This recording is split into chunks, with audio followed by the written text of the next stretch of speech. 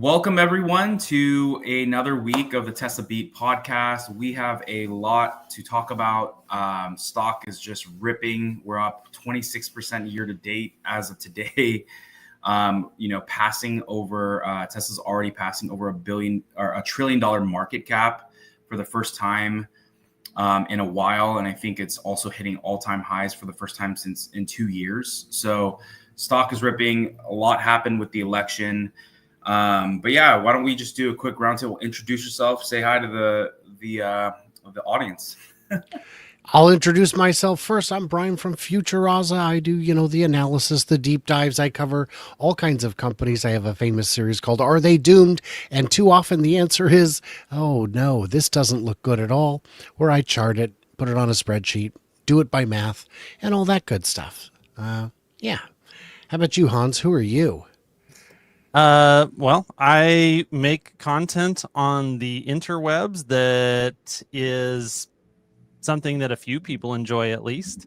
And I try to take in lots and lots of data, mostly from podcasts, and kind of synthesize my thinking along with Farzad Misbahi. So I'm a co-host on a podcast that we have together. And I have a lot of fun doing that. And Tesla and Elon are the main focus of that channel, but we also get into a lot of the related topics that Tesla and Elon are involved with, which these days seems to be pretty much everything, including politics. So yeah. Sorry. It's crazy. Well, I'm Joe, super famous, uber extraordinary guy. And I'm not an analysis or anything like that. I just I'm more of a common sense realist, I guess. I don't know. I guess I would be considered the layman of sorts. Well, you heard it from the panel. Looks like we have an awesome crew. So let's just you forgot what John is famous for. I forgot to introduce myself. So yeah, John Stringer, president and founder of Tesla Owners of Silicon Valley. Had a pretty crazy week this week, which I think, I'll mention a little bit in a couple moments. But run the largest Tesla club in North America, along with our leadership staff is part of running the X Takeover, which is the largest Tesla and kind of SpaceX affiliated event. And yeah, that's a little bit about myself. All right, let's jump into it. So, sorry I didn't show the year-to-date, but I have the year-to-date number. Tesla stock is up 7% today and 26-ish% on the actual year-to-date. And I think, I was just talking to Brian a little bit earlier, and it's crazy how much, the election, the results from that have really, I would say, left an overhang. But I would love to get everyone's thoughts. There's probably going to be some good, thoughts and various thoughts on the panel and stuff. But I thought specifically, we don't have to get too political per se here, but we can just get into what are your thoughts on, this past week, the results of the election, and how will that impact Tesla? I'll go first because Brian always goes first. No, I'm just kidding. So I'll say real quick, because I've said this before and I've mentioned it a few times, is that I've never in my life seen a person able to achieve against all odds what Elon has been able to do in such a short span of time. Usually you see people who spent 40 plus years grinding to get to where they are. And he's done all of that, but in the past, I would say probably 10 years, what he's been able to do and how he just makes the world how he wants it to be is pretty insane. Everybody's following him down the EV route. Everybody's trying to copy what he does on robotics and rockets and everything like that. So, not even on a political thing, but holy cow, man, this man, to doubt him just seems just stupid at this point. And I think the stock is kind of reflecting that. You realize where he stands and what he's about. And Elon it's crazy. I mean, Elon stands on business. He's always been about humanity, and he's never changed, even though people's opinions about him might have changed over the course of this election and things like that. But he's been the same person. And so I'm just amazed at all of this. I mean, politics aside, just freaking crazy what he's able to do. I would say that the election results should not come as a surprise to anyone if you were paying attention, which I really wasn't, but I would go and look at the polling from time to time. And on 270 to win, they would have a bunch of different analyses there that you could just click through. And the poly markets all said that it was going to be a Trump victory. But also the polling, no toss-ups, also showed almost the exact map we got, which was, if the election was held today, even as far back as a week ago, you got the map that we had. So to the people who weren't prepared for it, I'm sorry things didn't go the way you wanted. But my message to everyone is, this too shall pass, I guess, if it's something that upsets you.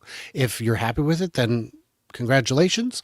I think Tesla is a different kind of too big to fail. They are the kind of company that there's no thumb you can put them down with. They will bounce back. It is like SpaceX. When Joe said just a minute ago that all the other companies are trying to copy SpaceX. Are they? Because if they are, they're doing a terrible job. It's been 9 years since Tesla or SpaceX first landed an orbital class booster. It hasn't been replicated yet. They'd love to. They need to if they wish to remain relevant China's and competitive. trying to. They're trying to. And China will absolutely be the first ones, I think, who will actually do it. But it's really hard.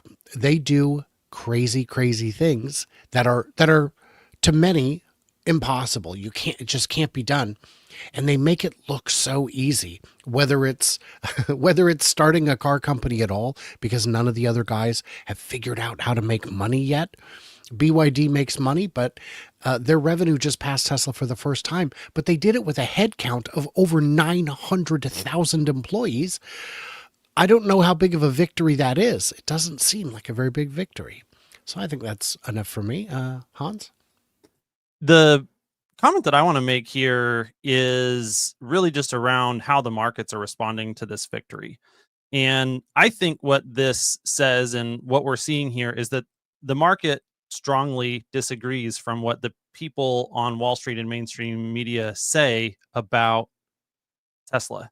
That the mainstream media wants you to believe that Tesla's just a car company. And if the EV business is what Tesla's valuation is based off of, then Trump's victory actually should be something that is negative for the valuation of Tesla, because, they're not going to be as supportive of this EV transition as the IRA tax incentives, at least, would have been. And there's a real chance that could go away. And so if you believe in the power of government to shape market outcomes, then that's bad. But if instead you believe in the power of the free market to shape positive outcomes, and really, I think this is more what it boils down to. If you believe that the valuation of Tesla is mostly the Musk options in the future that are related to autonomy and especially the humanoid robot, having the flexibility and the leeway to pursue those goals as Elon sees fit without having a target on his back by the administration makes those specific outcomes much more likely. It de-risks them, and that de-risking pulls forward into the stock price of today. And I think that's why we're seeing this massive run. So I'm going to add a couple things to what you said there, which is that it's not just the IRA, it's also the battery manufacturing credit. If that goes away, it'll add $2-3 to the cost of goods sold on every car. It would also open the door to Chinese batteries once again, because they may no longer be at such a steep cost disadvantage. But let's assume the worst. Let's assume the absolute worst case scenario. IRA's gone, battery credit's gone, no push for EVs. What percentage of the stock price is manufacturing cars to be sold in the U.S.?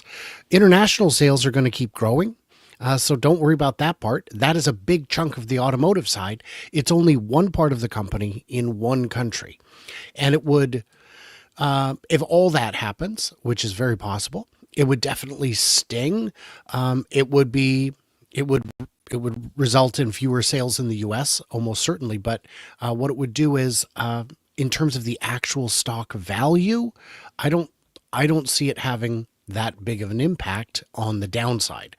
And Especially when you factor into the equation that Trump will likely impose some tariffs on Chinese battery materials, batteries, cars, and those types of things should somewhat offset the, competitive landscape in the US specifically for EVs. well, the import tariff on Chinese cars, Biden already raised it to 100%. So those aren't coming in. But on the battery, if it's only a $3,000 battery, now it's a $6,000 battery, that might still be cost competitive, especially if you're not getting a battery credit. Yep. And there's no IRA to give a special treatment to the long range and performance models over a rear wheel drive. So it would absolutely narrow the gap. I do hope that there is a separate tariff, which I believe there is, for stationary cells, because right now we do not have a reasonable capacity to produce those in the US, but we may be able to get those from Korea. Samsung, for example, has excess capacity. Their demand is down. So that would be a possibility that we could get them from them. They are a free trade partner.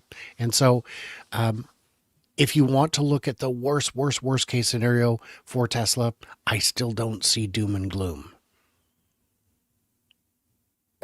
Yeah, I would agree with a lot of the panel's sentiments.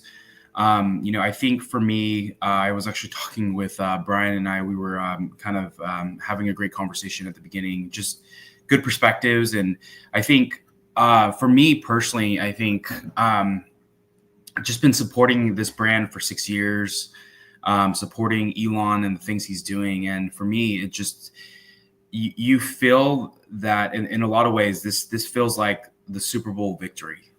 In a lot of ways, this feels like I'm here in Austin. I went out to the Boring Company. I went out to Neuralink. I went out to the Starlink factory, and you just see it's kind of like going out to Starbase for the first time. You see something in front of you, and you realize what is coming. And I'm really you just see that this whole area is just going to change in the next couple of years. And in my opinion, builders are going to build now. There's no target on the back. You're already seeing some of these lawsuits and other things kind of starting to go away. And I think that the time of innovation is going to really take off, especially for the things that Elon is doing over the next 4 years. The things that he's wanted to accomplish will, I think, in my opinion, be accelerated to a whole new level. But yeah, so I feel like there's just been, in a lot of ways, I would agree with Hans on, there has, in my opinion, been this huge overhang, and how the media and how really, people have just criminalized and really gone after. I mean, people are saying he's like having secret conversations with Putin. And again, this is not to get super political, but all I'm trying to say is this is go time, in my opinion, for Tesla. I think SpaceX may even be the bigger beneficiary in a lot of cases here. But my thought is that, this was a big week for Elon. This was a big week for Tesla, as we can clearly see. And there's just it's going to be nice for this company, for the most part. Obviously, I don't have a crystal ball, but from what seems to have had, really a target on the back of his head, a lot of that is going to go away, especially by some of these government agencies. I was talking to his mom in a Twitter or an X space on Sunday, and she was talking about over 20 lawsuits, 8 organizations. And again, you talk about all of the amount of mainstream media just being backed and just coming after him all these years. And to see, heading into this week, this was not, again, you can be, in my opinion, a supporter of the things that Elon's doing, and you may not support Trump. That's totally fine. But I do think that this administration is going to be the better administration for what he is trying to accomplish in accelerating it. I'd go a step further and say you can be, you can criticize aspects of Elon and still be net positive. Maybe you don't like this thing or that thing, but do you Do you want to get us back to the moon and Mars? Do you want clean cars that are priced competitively and compelling? No one else has the roadmap. For a lot no of people, one else has earned a bigger benefit of the doubt on those things than Elon. You do the impossible enough times. I mean, Sorry. Yeah, it's funny you say that, because there was a comment that somebody posted, and they're like, man, this guy sure is lucky. And it's like, you haven't been paying attention. Like, this guy's not lucky, man. He's driven, and he's motivated. And if it comes up heads every single time, it's not luck. Yeah. Yeah, I mean, they're again. This is the thing is like we were on a Spaces too. I think it was Wednesday night, and we were just talking about the impact that this election will have on Elon's companies and stuff like that. And I believe it was Xander who actually is on the Cyber Bulls. He made a great comment. He's like, yeah, hey, at the end of the day, this guy's going to obviously benefit. But he did not step into the politics and all these other things because it was going to benefit him in all these ways. Because people were calling out, oh, he gained another $15 billion in net worth. But ultimately, he was doing it for humanity. And what was interesting is that I've been here and I'm going to say the name of the city wrong, Bastrop. And I've been there, and Elon met with the Boring Company employees before he flew out to Pennsylvania, and he gave them the same exact talk. And so you have a guy who really just, in his mind, it's like common sense mentality, and he cares about his employees. And he pretty much was like, hey, I'm about to go do this stuff. This is my mindset. This is what I'm going to get into. And it's almost like preparing them. And so, I think, like I said, it's just, as you said, like if you can do the impossible at some point, I think agree with Joe, what he was saying. It's like what this guy's doing, whether you like him or not, especially on the political views, he is making an impact in the greatest way. And I think, like I said, that with the results, this is going to unlock a lot of things to just help accelerate. And so I hope they build a lot in the next 4 years and just ready to go, because we don't know what's going to happen in another 4 years. But as far as the next 4 years, it's being unlocked, and you're starting to see a lot of that stuff. I think before you get into the deck, I just want to say that for a person who has the best of intentions and the most influence across the globe, I wouldn't want somebody to have as much power as Elon has if they weren't him. He has the most noble of intentions for everything he does, and he's honest to a fault, and truthfully, like he speaks his truth. And it's just like, for a person with so much power to not be so jaded and so freaking I don't know, evil. You know what I mean? Like, usually people with that amount of power and influence, they have bad intentions. And for him to be so influential and so powerful and to not have bad intentions, I think says a lot about who he is and his character as a person. But whatever. A lot of people will criticize him just because he's a billionaire, and they'll assume that, he's an evil person because he's a billionaire, that, those two things are inseparable. But I think there's an important thing to think about when you're looking at different billionaires and, trying to decide, is this someone who's actually working towards the benefit of humanity or not? And that's really transparency. Like, any reputable source that you will talk to who has had meaningful contact with Elon will tell you that he is the exact same person in private that he is in public. And he really is extremely transparent, sometimes to a fault, like you said, Joe. He's not 100% transparent. I don't think it's possible to be 100% transparent on everything you do, especially when you're working on a stage of that magnitude. But he is, vastly more transparent than anyone else working at that level. And I think that is something that Americans especially need to take into account when we're trying to judge who can we trust and who is actually working for the benefit of the people. And I think that by and large, those that do and say in public what they do and say in private are probably the people that we should put more trust in. Yeah.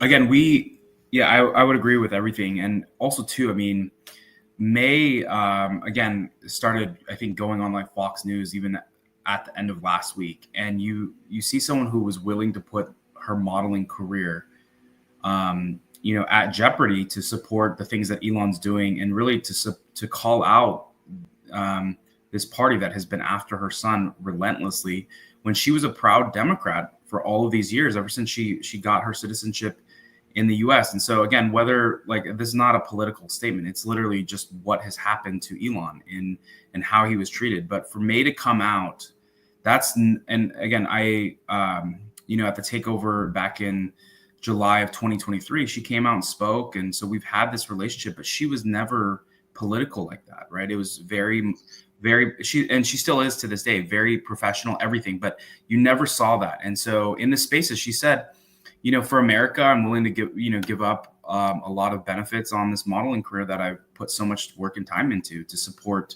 what's best for America, from her words. So I think, I like I said, I think this is a lot's happening in the past week, and some big things are happening. So yeah, sorry, Brian, were you gonna say something? No, I apologize. My family needed me real quick, so I just had to hop up for a second. You are good. All right, so let's just jump into the deck this week. All right, Megapacks are continuously just running out of Lathrop. So they had their 10,000th Megapack. This is just crazy to see. I think this side of the business has the best margins. Keep me honest here, guys. And 30%. So 30%. And so the fact that they continue to ramp this is just a big deal. And that team out there, just seeing all of the Megapacks that are being lit up and the solar farms that are being lit up in Australia, and then knowing that they're all pretty much coming from this factory and others, and it's really mind-boggling to see. But and this is one of those things that's a tailwind too, because this is just getting started. And like Brian says all the time, this isn't money that's realized today. This is all these things are contracts they put in. They gotta gear up and and then power up. And once all that's done, then the money can be realized. And you're talking about, this is all even before Shanghai gets started with their Megapack factory. Dude, this is crazy. The energy business is about to go nuts. What tickles me is in that picture, you can see how few employees it takes to churn out so many billions of dollars. I was fortunate enough to get to see the outside of the factory myself. I believe someone in this very show may have taken me there, Joe. But it was, and then we had a chance to talk with someone there that he knew while they were on break. They didn't, of course, give me any inside information, but it's very exciting. And boy, are they just printing money. And the huge benefit is the customers who are buying it are like, this is saving us so much money. It's worth it. We're going to keep expanding and expanding. And Australia's really been leading the charge on these. And now, of course, we're seeing new orders in Alaska, throughout the U.S. They're going everywhere. Yeah, it's it's crazy how small this team is, right? So Joe and I, through our clubs, we know some of the people that work there. Obviously, Joe even lives in the area, but when they were lighting up all the stuff in Australia, the person that literally his full-time work is in the Bay Area, they're flying out to Australia to light these things up. And so you saw how nimble this team is, but these people are. Again, I don't know how many of them are, traveling, but on big projects, you better believe that there's employees that are not only building this, but they're also flying out to help implement. So it really is crazy to see with such a small team, the impact that you can have. And this really goes back to the Musk philosophy of just small, nimble teams having great impacts and removing a lot of the hierarchies out there. All right, Joe, I know. Are you on your phone? Do you want me to take this one, or you want to hit this one? Yeah, no, I got it. It's pretty crazy because I'm here at SEMA, right? And these guys came up to me like they were like, hey, we're from DCAR, and we would love to talk to you guys about like the Cybertruck and all this type of stuff. I don't know if they want to crash it like they did this one, but they were like, I got his information, and hopefully we can get him on the pod or something like that. But so this is pretty awesome. This is a test like what I think Lars had talked about this. Like they do different types of tests for their metrics that show like this vehicle is safe in more ways than what is typical. And running into the back of a semi was one of the tests they done that freaking the Model 3 just nailed it, like 5 stars on everything. And even the Model Y got great safety scores on everything too.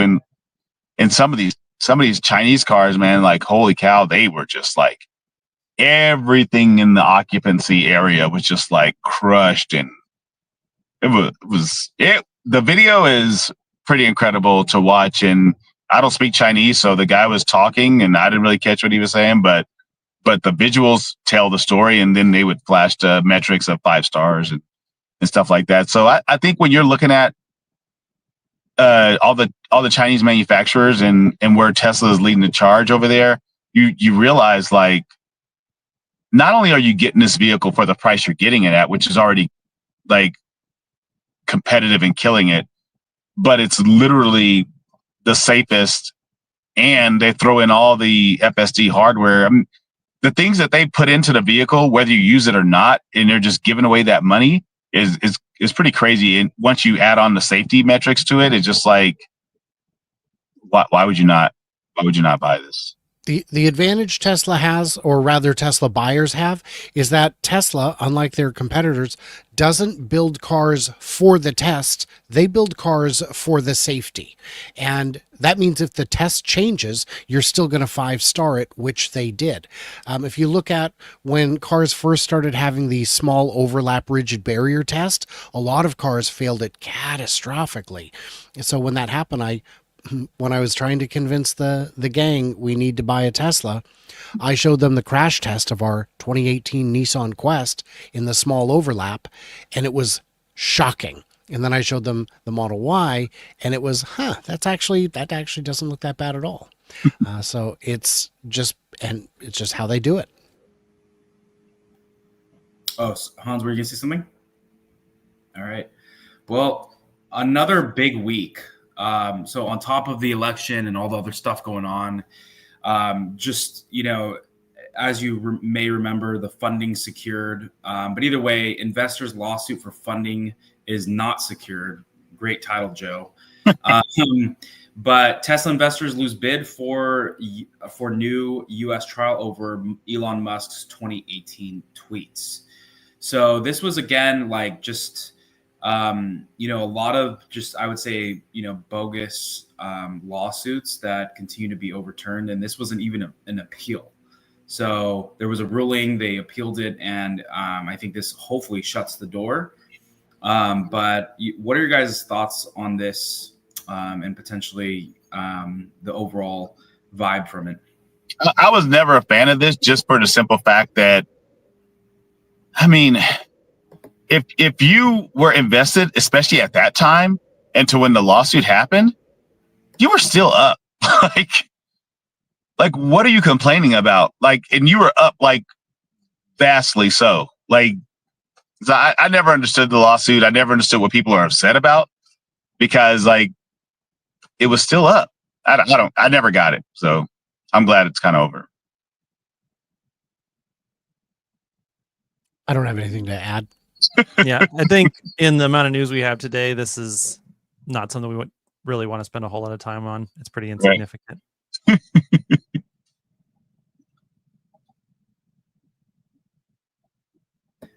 Tesla China dominates sales again. Tesla's October sales in China surged 41%.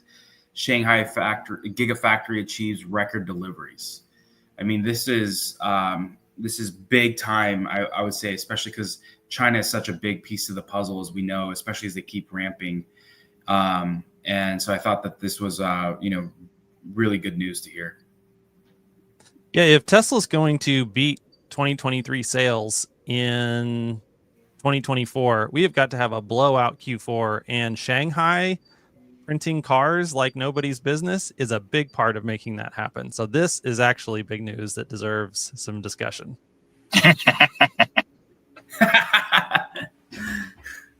On that note, I want to hear what Brian has to say on this one. The path is clear to beating last year, even if only by 69 or 420 cars. The only way it's not going to happen is if the changeover from into Juniper on the Model Y in China produces a delay. And we don't know that it will. It could be that they're going to do it in parallel, but I still think it's entirely possible that there would be a miss, but only because of retooling.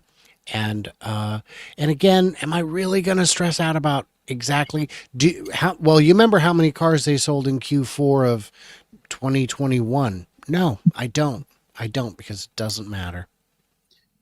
Yeah, I'm with Brian on that. And once you look at the fact that they're even going to have the Juniper online, 2025 is just going to be a bang out year, especially looking at the way that China cranks out cars and US gets behind it. So yeah, it's going to be, it's just tailwinds, man. It's crazy.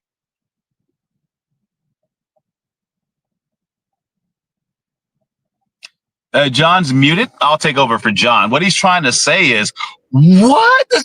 This is madness. Exactly.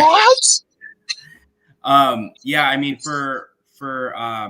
we'll see how much. I think, like I said, hopefully no leaks happen, because I think that, I mean, obviously we follow Tesla a lot. So, and Joe would typically say, we live and breathe this stuff. So most people probably are not necessarily paying attention to the Juniper, but at the same time, I think if there are leaks, depending on what those look like, and there have been a couple that could push people from buying now into next year.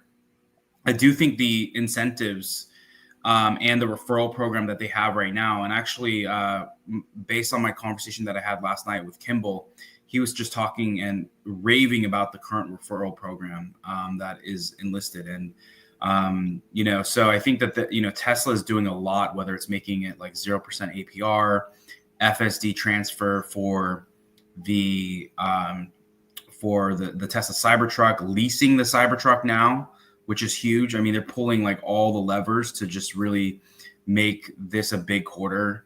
And the Model Y, like I said, with China ramping and the Model Y, I think there's going to be hopefully a clear path next year to that 20 to 30% growth. And like I said, I think this election will really benefit, Tesla and help them continue to just grow and move forward without all these blockers. All right, next one, Joe, I'll hit you with this one. So this is I don't know if it's pronounced Segan or Segan, but they're a powerhouse of power walls and things that they deliver for home solutions, and it's pretty cool. Like they were already like leading over there in the UK for installations, but now they have a Model X as a part of their repertoire. So you imagine you're having some power walls delivered, and it's not delivered in a Ford Sprinter van. It's delivered by a Model X. I mean, just the amount of opportunity you have for everything to come, like you know what I mean? Like we would love to see, Tesla delivering their vehicles with the semi. You know what I mean? This is equivalent to that. And I think it's pretty cool. Shout out to S.C. Robinson, who's freaking on it when it comes to like all kinds of other news and stuff. Anything else to add? Nothing for me. This one this is kind of just I think. So this was, I think, big news that was kind of overlooked this past week. Because obviously a lot was happening. Cybertruck in Canada. Deliveries started, and correct me if I'm wrong. These were Foundation series, right? Too. Yeah. So people they're with the launch of this, they're paying the extra. At least in the U.S., it was $20,000 U.S. And so I know, like, whether it was, I think Gary actually was there at one of the launch events. But I know a lot of Canadians who are so excited about their truck. Even shout out to a guy named Noah Webb, who got his as well. And so I think there's just a lot of excitement around this truck, especially in Canada. Yeah, I was just when I was walking up to my truck to start the podcast, there was a couple of guys out here, and they were just looking at the trucks, and they're just like, I don't know, man. I don't get it. And you could just tell it's like, man, they were having a conversation about how they thought it was going to fail, and they just surprised at the success of it. And it's like, sometimes people don't want vanilla. You know what I mean? Sometimes people like strawberry and chocolate or whatever. So, and I think that we've talked with Jim of Ford, and you start to realize that Tesla kind of sparked something in a lot of people, as Tesla usually does. And their next vehicle is not going to look like a standardized vehicle coming from Ford. The T3 is gonna probably be like one of those type of things that people are going to be like, okay. And where they dislike Tesla, they're going to appreciate Ford for probably doing some of the same or similar attributes. You know what I mean? Like the body style is not going to look like standard F-150-ish or whatever it might be. But I just think it just hits a different personality for a lot of people. And it's like, some people just don't want a truck that looks like a regular truck. I know for me, like I was just always into like futuristic movies and stuff like that. And this just looks like something that stepped off the set of a movie. So I was all about it like right away. So not for everybody. Well, and I think the judging a book by its cover thing is also applicable here, that a lot of people won't be able to get past the way that things look, or maybe they'll buy it just because of the way things look. But what's inside is more important than what's outside on the Cybertruck. And, having the amazing 4-wheel steering come standard, and the steer by wire, and so many of the features of the truck that really is going to drive technological advancement in cars across the board, not just trucks. Like, that's stuff that people who can't understand, when all they do is look at the car, and one day they'll drive it and it'll finally click and make sense. Yeah, if the cost continues coming down the way we've seen with other models, the S and X for sure, but even the 3 and Y, if it's 3 years from now and we're looking at a rear wheel drive for 45,000-50,000, it's going to be a real tough truck to pass up. We know that batteries are still getting better all the time, so the range will continue improving. Not everyone's going to put the big off-road tires on it. And so, yeah, if you could get it down to even an inflation-adjusted range of what it was expected to be at delivery, it's going to sell like crazy. And then, of course, people, well, I'd never pay that much. Great. You can buy a used one because it didn't rust through. Shh, don't tell them that. No, don't take it through a car wash. Yeah, I mean, I think I love what Han said. It's, people may not like it and will not buy it because of what it looks like on the outside. But at the end of the day, the Cybertruck you're not buying it for what's on the outside, in my opinion. Maybe some people can't get past that. But for me, like the Cybertruck, when you look at all of the things that it has, the 4-wheel steering, the steer by wire, and the fact that, it is like one of the toughest trucks ever built, being bulletproof, the off-roading capabilities that literally came through a software update, and the fact that the truck drives itself. I mean, like I said, I drove. I can't speak as much as Joe or our friends Tesla Tino or Bearded Tesla, but I died. Like I was dying in my soul for 15,000 miles, having to be a peasant and drive myself. Because that's why I buy a Tesla, is that when I do long drives, I need to be able to turn on full self-driving. And again, I put 15,000 miles on in like 5 months, which is a lot, not as much as some of the other people out there. But doing that amount of driving, sure, it's amazing. The truck is amazing. It rides smoother than even my Model X, even with BF Goodrich tires on it, the KO2s. It still would ride smoother, even with the some of the extra noise from the tires. And so you have a truck that's riding better than a luxury SUV. It's pretty incredible. But like I said, I think I agree with Hans in what he was saying. So just reiterating what he's saying, it's like, you're really buying what's on the inside. And a lot of the people that I've had that drive trucks, when they've driven my Cybertruck, they love it. I mean, again, they may not like the design on the outside, but when they drive it itself, it's kind of goes back to the butts and seats will sell the truck, in my opinion. And so once you experience that, you're going to want it. And so it will be interesting to see how some of these technologies, whether it's the 48 volt, whether it's the 4-wheel steering, whether it's the steer by wire, how those all roll through the rest of the fleet.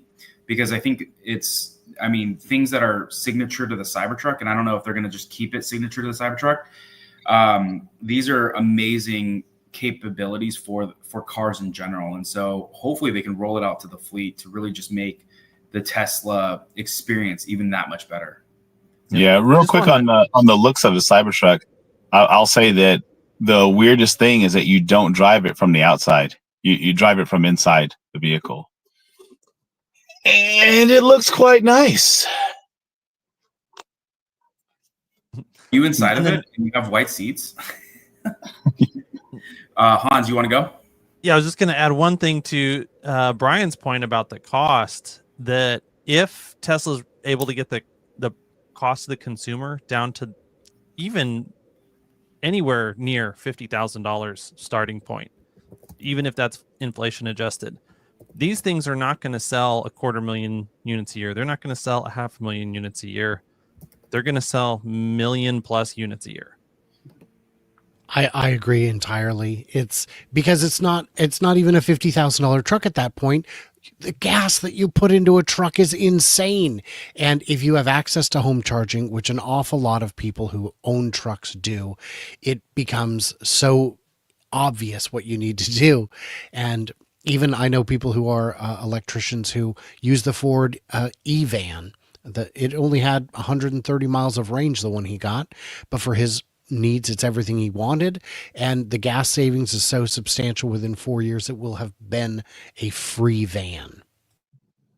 Yeah, it's pretty wild when you think about the future pricing and how things are going, especially with the Cybertruck, but also the fact that we're just at the beginning of all of this. And it wasn't even Tesla's goal to sell 1 million of these trucks. You know what I mean? Like I think what he capped it at was like 250,000 a year.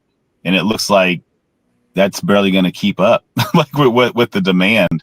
You know what I mean? So, I mean, maybe if they can even do like 150,000 a year and just keep that steady, I think they'll be okay.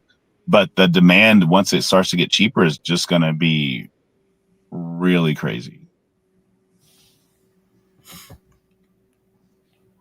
Yeah, I was gonna say, it kind of looping back, but what are your expectations over the next 4 years? I mean, we talked a little bit about, I think all of us have kind of chimed in a little bit about potentially how the election has impacted, but what are, overall thoughts on, like, if you were to predict things or really just see, how potentially this election results will impact the next 4 years? And I think, Brian, you made a comment of like, it's too big to fail type thing. But specifically, is there anything that you would call out that is going to happen over the next 4 years that potentially is accelerated due to this election? Oh, accelerated? Not really. I mean, there's the question of, will FSD be approved? It will. All these companies are all operating under the same guidelines, and several of them are already out accepting paid fares. So it's just a matter of paperwork. And once it's safer than somewhere else, it can roll out quicker. One advantage that I've heard is that I don't think it was Trump himself, but it may have been one of his surrogates was saying that we would be potentially able to have a nationwide approval. So it's just approved at the federal level, and we don't need this patchwork quilt of states. That would be nice.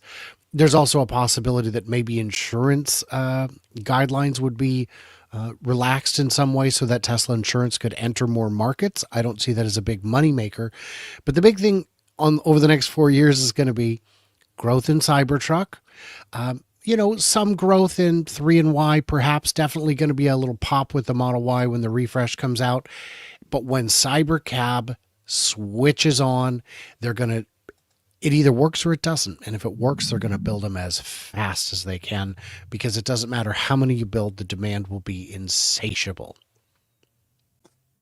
There's one thing that is incredibly important that's going to be extremely important to get right over the next 4 years. And I think it was going to be something that was transparent to everyone in the course of this next 4 years.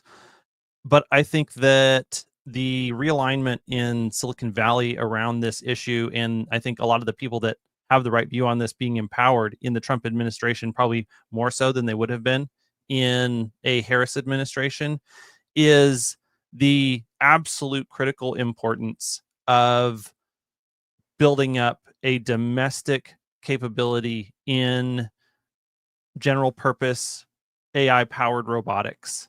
That right now China is out competing us like top to bottom on the entire supply chain of things that are going to be necessary to produce large numbers of extremely capable AI powered robots at scale.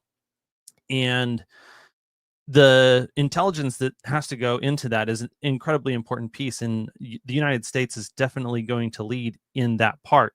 But you actually have to put robots on the ground, and China is going to have a lot more manufacturing capacity and a lot more supply chain availability of every single one of the things that goes into those robots. I mean, this is the reason that they're the massive world leaders in drones today through DJI that fly.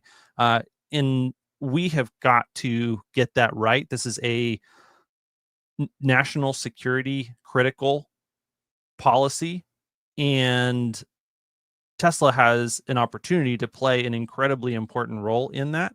I think the buildup of a supply chain that is independent of China for the Optimus robot is going to be one of the most important global security events of the next 4 years.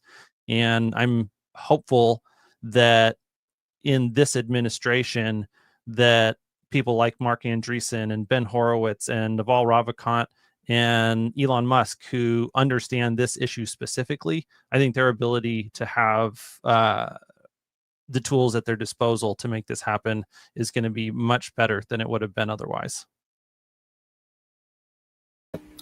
Yeah, my thought is that I would assume at some point, because obviously Elon, he will be busier now if he obviously takes a cabinet spot as the chief of government efficiency, Doge.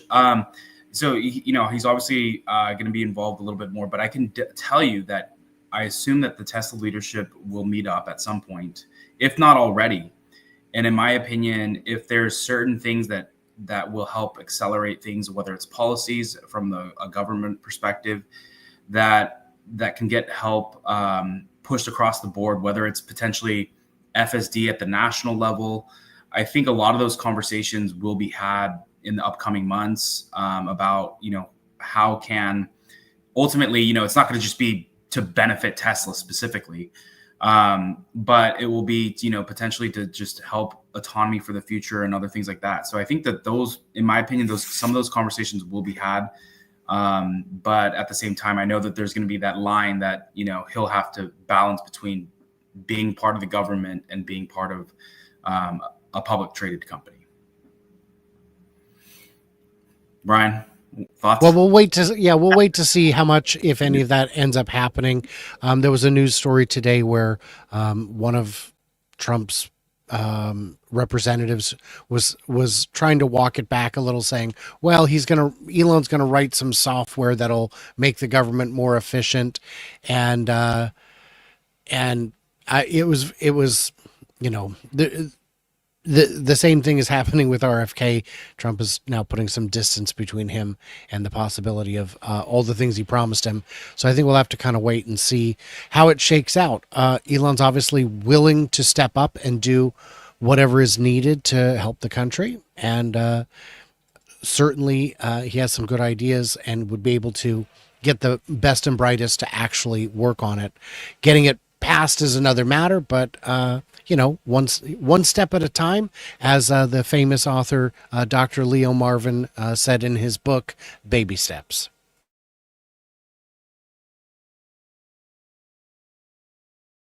Or baby steps. I was almost going to be muted there.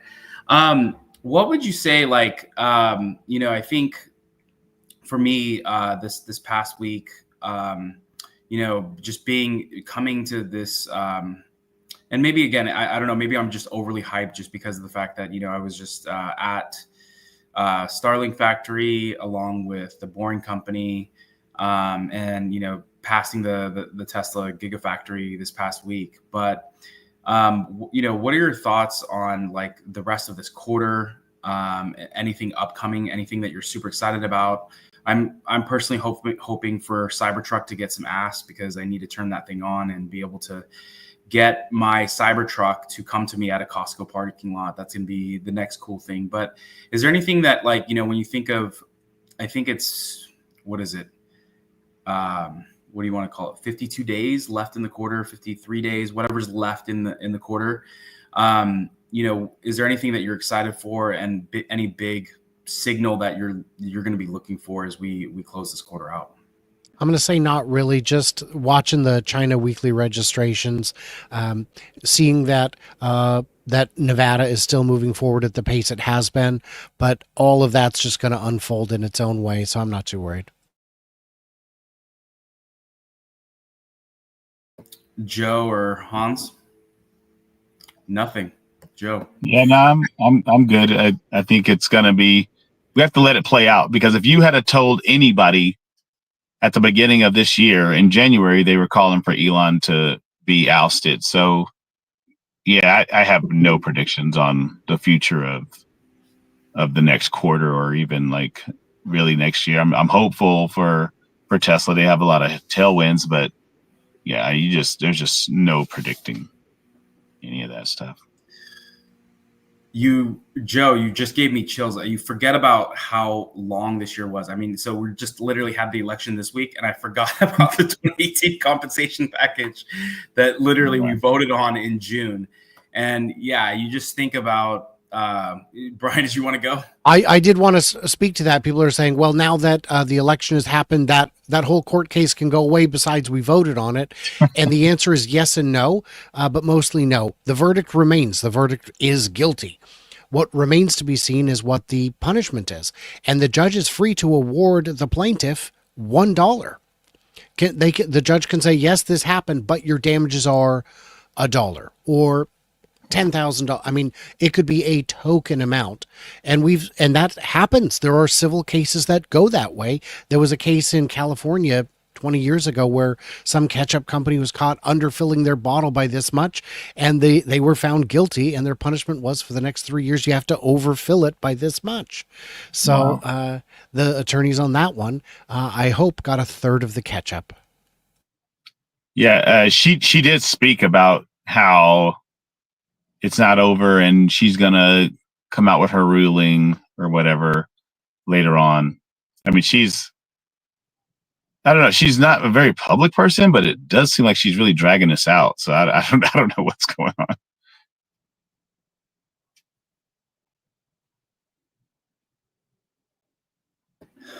Well, I think, is there any other thoughts outside of that? Otherwise, we can wrap up for this week. I mean, it's been a crazy week again for me. It's been a crazy year, man.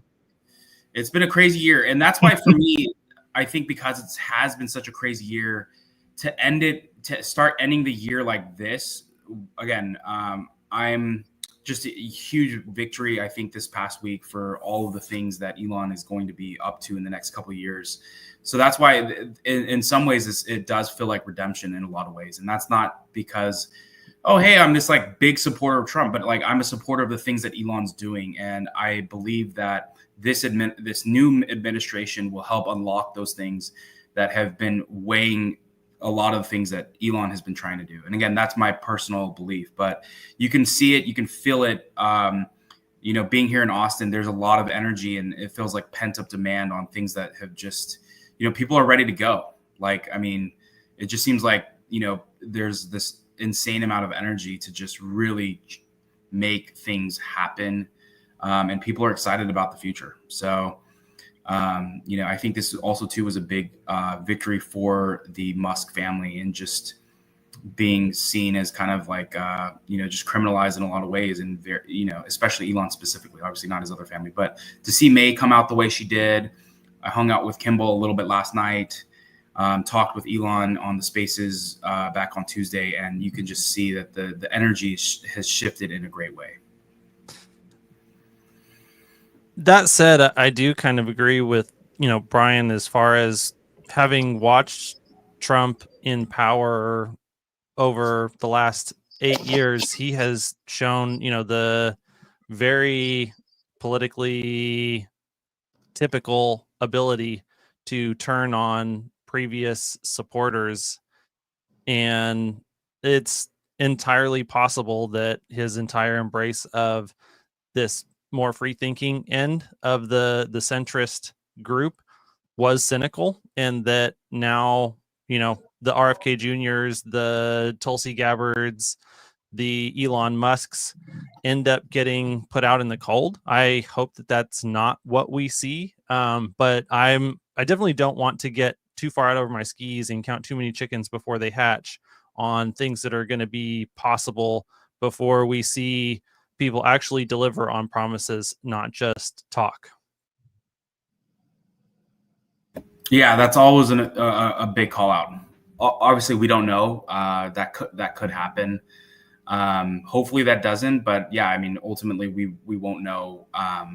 And so, we don't want to jump so far ahead of ourselves. So that's a good reality check. But I definitely think that the 2016 Trump versus the one 8 years later, or even 4 years later after the thing, you clearly have seen at least a shift in some of their policies and with the centrist alignment that they've had. Well, awesome. So please, guys, this is week number 74. Please continue to subscribe to the channel. You'll see us every week at 8 a.m. PST. Please patronize our followers, give them a follow, engage with them. Again, they give up time of their week. Shout out to Joe for creating the deck. But hopefully there's a lot of exciting stuff. And I know both Hans and Brian are talking Tesla all day, dropping multiple videos, making appearances, with Farzad's channel and stuff like that. So great knowledge. So make sure you give Hans, Brian, and even Joe a follow. Utilize their information just to get more access to Tesla knowledge, and they drop a lot of great, amazing points. So again, make sure you like and subscribe, and we will see you all next week. Hopefully this was a good week, at least if you're a shareholder. If you're not Fred Lambert, who sold his shares, it was shout out to him because it wasn't. I'm going to put it this way: he overhung the stock. No, I'm joking. But yeah, I mean, it's been. I mean, like I said, to be up 26% year to date. I mean, would you have imagined at the beginning of the year ending that way? I would not have, just given everything that was going on. So I'm really happy. I'm really happy for all of the investors, Tesla, all the stuff that's happening. And I think hopefully we're in for an amazing couple of years. Thanks, guys.